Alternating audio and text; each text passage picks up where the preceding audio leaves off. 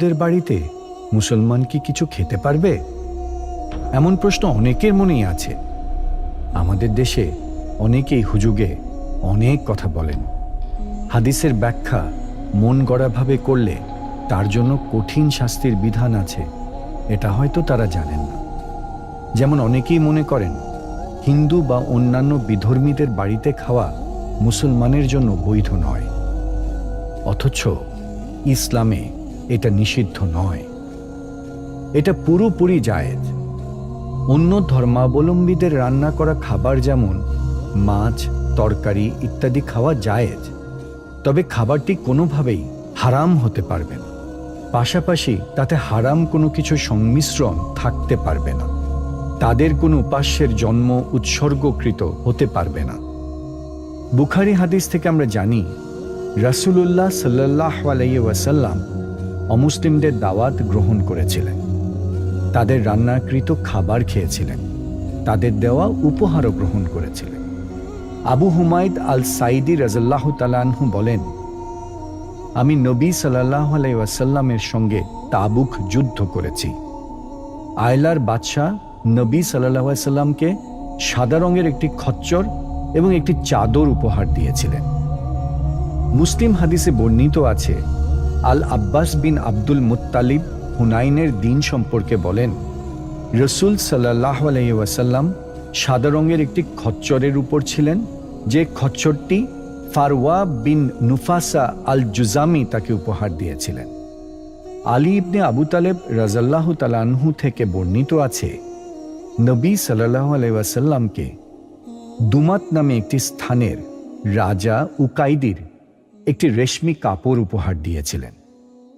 তখন তিনি সেটা আলী রাদিয়াল্লাহু তাআলা আনহুকে দিয়ে বলেন, এটাকে কেটে খিমার মানে নারীর অবকুণ্ঠন বানিয়ে ফাতেমাদের দাও। ইমাম শারফ আন নব্বী বলেন, এ হাদিসে কাফেরের হাদিয়া গ্রহণ বৈধ হওয়ার পক্ষে দলিল রয়েছে। আনাস বিন মালিক রাদিয়াল্লাহু তাআলা আনহু থেকে বর্ণিত আছে যে এক ইহুদি নারী নবী সাল্লাল্লাহু আলাইহি ওয়াসাল্লামের কাছে একটি বিষযুক্ত ভেড়া নিয়ে আসেন। তিনি সে ভেড়া থেকে খেয়েছেন। সৌদি আরবের স্থায়ী কমিটির ফতোয়া সমগ্রে এসেছে, অমুসলিমেরা সাধারণ উপলক্ষগুলোতে যেমন নতুন শিশুর জন্ম ও অন্যান্য উপলক্ষে মুসলিমদের যেসব মিষ্টান্ন দেয় সেগুলো খাওয়া জায়েজ, তবে ধর্মীয় উপলক্ষ কেন্দ্রিক কোনো খাবার খাওয়া জায়েজ নয়। শাইখ আব্দুল আজিজ ইবনে বাজ, শাইখ আব্দুল আজিজ আলে শাইখ, শাইখ বকর আবু জায়েদ মতে নবী সাল্লাল্লাহু আলাইহি ওয়াসাল্লাম থেকে সাব্যস্ত হয়েছে যে তিনি মুশরিকদের দেওয়া উপহার গ্রহণ করেছেন। শাইখ বিন উসাইমিন রাদিয়াল্লাহু তাআলা আনহুকে জিজ্ঞাসা করা হয়, আমার একজন অমুসলিম প্রতিবেশী আছে, কখনো কখনো বিভিন্ন উপলক্ষে সে আমাকে খাবার ও মিষ্টান্ন পাঠায়। এ খাবার আমি খাওয়া ও আমাদের বাচ্চাদের খাওয়ানো কি জায়েজ হবে? জবাবে তিনি বলেন, হ্যাঁ, যদি আপনি নিরাপদ মনে করেন তাহলে কাফেরের দেওয়া হাদিয়া খাওয়া আপনার জন্য জায়েজ, কেননা নবী সাল্লাল্লাহু আলাইহি ওয়াসাল্লামকে যে ইহুদি নারী ভেড়া হাদিয়া দিয়েছিল এবং তিনি সেটা গ্রহণ করেছিলেন, যে ইহুদি তাকে তার ঘরে দাওয়াত করেছে তিনি তার দাওয়াত গ্রহণ করেছেন এবং তার খাবার খেয়েছেন। তাই কাফেরদের উপহার ও তাদের বাসায় খেতে কোনো আপত্তি নেই, কিন্তু শর্ত হচ্ছে যে নিরাপত্তার নিশ্চয়তা। যদি কোনো আশঙ্কা থাকে তাহলে তাদের দাওয়াত গ্রহণ করা যাবে না। অনুরূপভাবে আরেকটি শর্ত হচ্ছে খাবার ও উপহারগুলো তাদের ধর্মীয় উপলক্ষ কেন্দ্রিক না হওয়া, যেমন পূজা ও বড়দিন পালন ইত্যাদি ধরনের কোনো উপলক্ষ। এই ধরনের অবস্থায় উপলক্ষ কেন্দ্রিক তাদের উপহার গ্রহণ জায়েজ নেই। অমুসলিমদের দাওয়াতে অংশগ্রহণ করলে ঈমান আমলের ক্ষতি হবার আশঙ্কা থাকলে অংশগ্রহণ করা জায়েজ হবে না। অনুরূপভাবে তাদের জবাইকৃত পশুর গোশত খাওয়া যাবে না। অন্য এক আলোচনায় এসেছে, কোনো মুসলিমের জন্য অমুসলিমদের ধর্মীয় উৎসবের উদ্দেশ্যে তৈরি করা খাবার খাওয়া জায়েজ নয়।